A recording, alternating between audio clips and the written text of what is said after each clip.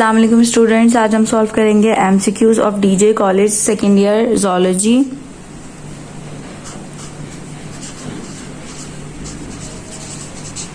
Second year zoology के MCQs solve करेंगे। पहला हमारे पास आ जाता है capillary surrounding the loop of Henle are called.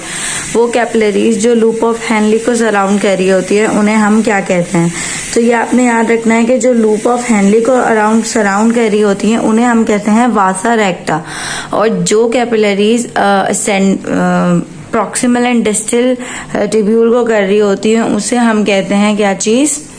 Peritubular capillaries. तो ये फर्क आपने याद रखना है। यहाँ पे आपसे पूछा गया कि वो कैपिलरीज जो लूप ऑफ हेनली को सराउंड कर रही होती हैं, तो इसका आंसर क्या होगा? वासा रेक्टा।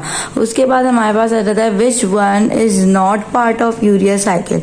तो जब आपने यूरिया साइकिल पढ़नी है तो उसमें देख लेना है कि कौन कौन से प्रोडक्ट्स बन रहे हैं। तो उसमें ऑर्निथीन भी होता है, सिट्रुलिन भी होता है और आर्जिनिन भी होता है, जबकि क्रिएटिनिन नहीं होता। ये तो मसल प्रोटीन है। उसके बाद हमारे पास आ जाता है a sudden involuntary contraction of skeleton muscle. अब ये बोला गया है कि अचानक से जो इनवॉलंटरी यानी कि जो हमारे अंडर कंट्रोल नहीं होती है, इस तरह की कॉन्ट्रैक्शन जो अचानक की होती है मसल्स में, उसे हम क्या कहते हैं? तो ये आपके पेज नंबर 47 पे लिखा हुआ है कि जो कि इनवॉलंटरी कॉन्ट्रैक्शन होती है वो टेटनी होती है। ये जो है हमारे उसमें लिखा हुआ है, बुक में लिखा हुआ है, एग्जैक्ट लाइन वहीं से आई हुई है। मसल फटीग जो है उसमें किस चीज की एक्यूमुलेशन हो जाती है? जब हमारे पास इनफ ऑक्सीजन नहीं होती है तो हमारे पास दूसरे तरीके से रेस्पिरेशन होने लगती है, जिसमें हमारे पास लैक्टिक एसिड यानी in the absence of oxygen start हो जाती है। मतलब एनर्जी जब बॉडी को चाहिए होती है ज्यादा, तो फिर उस चीज में जो है लैक्टिक एसिड जो है बनना स्टार्ट हो जाता है और फिर वो जो है एक्यूमुलेट हो जाता है बॉडी के अंदर, तो मसल्स के अंदर, तो मसल फटीग हो जाती है। उसके बाद हमारे पास आ जाता है शियाटिका। शियाटिका जो है डिसऑर्डर है किस चीज का? हैंड लिम्स का। हैंड लिम्स का डिसऑर्डर इस तरह से है कि इसमें जो है शियाटिक प्लेक्सस में से कोई नर्व जो है वो प्रेस हो जाती है डिस्लिप या किसी भी वजह से, और उसकी वजह से जो है हैंड लिम्स में काफी हमारे यानी पाँवों में बहुत दर्द वगैरह भी होता है, जिससे शियाटिका कहते हैं। ठीक है, तो ये आपके 41 पेज नंबर पे भी शियाटिका की डेफिनेशन में मौजूद है ये वाली बात। उसके बाद हमारे पास आ जाता है लियोपोडा जो है इफेक्टिव ड्रग है कौन से डिसऑर्डर में? तो लियोपोडा जो है वो हमारी पार्किंसन में होती है। पार्किंसन में डोपामिन का मसला होता है, तो लियोपोडा हम जब देते हैं ड्रग तो बॉडी में जाके इनटू डोपामिन कन्वर्ट करती है।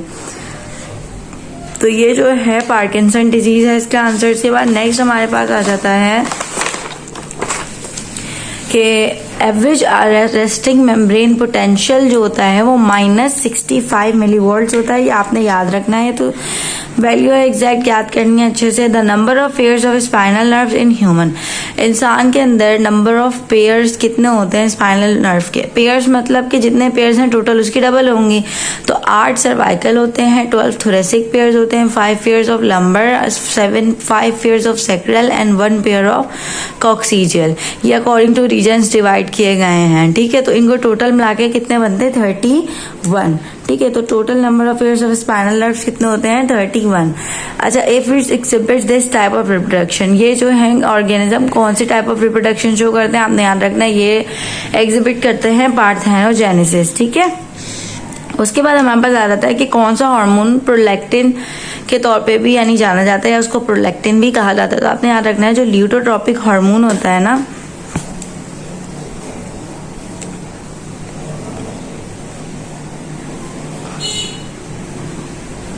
उसको प्रोलैक्टिन भी कहा जाता है, जो मिल्क प्रोडक्शन करवाते हैं। बाकी LH यानी ल्यूटिनाइजिंग हार्मोन, और ये बिल्कुल अलग होता है, इसको मिक्स मत करिएगा।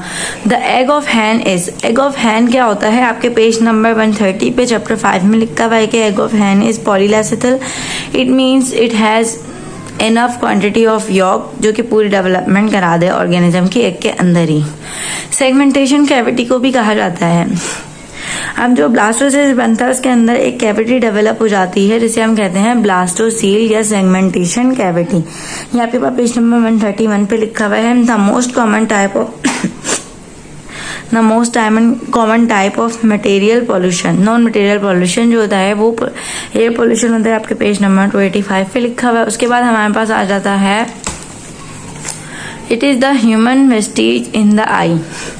ह्यूमन वेस्टिज जो होता है क्या होता है? वेस्टिजियल ऑर्गन आई में हमारा जो होता है क्या होता है? निक्टिटेटिंग मेम्ब्रेन होता है जो आई के कॉर्नर पे मौजूद होता है ना, इस तरह से। थोड़ा सा मतलब ये आई है, इसके कॉर्नर पर हमारी मेम्ब्रेन टाइप मौजूद होती है। ये जो होता है उसका रिमेनिंग पार्ट होता है एक तरह से। तो ये जो न्यूक्लियेटेड, ये पूरी मेम्ब्रेन होती थी कभी को। तो ये जो है हमारे पास वेस्टिजियल ऑर्गन है। उसके बाद हमारे पास आ जाता है अमीनो एसिड, जो कि आर्टिफिशियल स्वीटनर के तौर पे इस्तेमाल किया जाता है। वो कौन सा है? Phenyl alanine. ठीक है। उसके बाद हमारे पास आ जाता है एमनियोसेंटेसिस, एक ऐसी डायग्नोस्टिक प्रोसीजर है जिसमें हम फ्लूइड लेते हैं। कहाँ से फ्लूइड लेते हैं हम? Amniotic fluid. और कहाँ मौजूद होता है वो? एमनियन के अंदर मौजूद होता है। एमनियन जो है एक बॉडी की मतलब बेबी की प्रोटेक्टिव कवरिंग होती है जो अराउंड एम्ब्रियो होती है, और उसमें जो है एक फ्लूइड भरा होता है, इसे कहते हैं एमनियोटिक फ्लूइड। और उस फ्लूइड को लेके जो है डायग्नोसिस किया जाता है। जर्मिनल कंटिन्यूटी की थ्योरी जो है वीजमैन ने प्रपोज की थी। उसके बाद आता है वो गैस जो ग्लोबल वार्मिंग के लिए रिस्पॉन्सिबल है, वो हमारे पास मौजूद है CO2। तो ये आपने याद रखनी है। नॉन कोडिंग सीक्वेंसेस जो होते हैं उन्हें हम कहते हैं इंट्रॉन। ठीक है। उसके बाद हमारे पास आ जाता है Huntington disease and cystic fibrosis जो होते हैं। कौन सी कैटेगरी होती है? यूनिफैक्टोरियल, मल्टीफैक्टोरियल, क्रोमोसोमल एब्नॉर्मलिटी या RFLP। तो ये आपने याद रखना है कि यूनिफैक्टोरियल डिफेक्ट्स होते हैं जो कि एक जीन की वजह से एक कंट्रोल हो रहे होते हैं, एक जीन से। Which of the following is responsible for acid rain? तो एसिड रेन जो होती है ना, उसमें हमारे पास यहाँ पे जो है SO2, CO2 एंड NO2 तीनों आ जाते हैं। ये जो है आपके बुक में लिखा हुआ, तो उसका आंसर होगा हमारे पास ऑल ऑफ दीज। एंकल और रिस्ट जॉइंट जो है किसी एग्जाम्पल है स्लाइडिंग जॉइंट की। इसी तरह पेज नंबर 39 पे और जॉइंट्स भी दिए हुए, gliding hinge joint, pivot joint. तो ये सारे जो हैं बॉल एंड सॉकेट जॉइंट हैं, ये सारे आपने याद रखने हैं कि इसके क्या क्या एग्जाम्पल्स हैं। तो ये MCQs में पूछे जा सकते हैं, इंपॉर्टेंट है। बाकी यहाँ पे जो है MCQs कंप्लीट हो जाते हैं। आप DJ college second year zoology, अगर आपको कोई भी कंफ्यूजन हो तो आप पूछ सकते हैं। Thank you.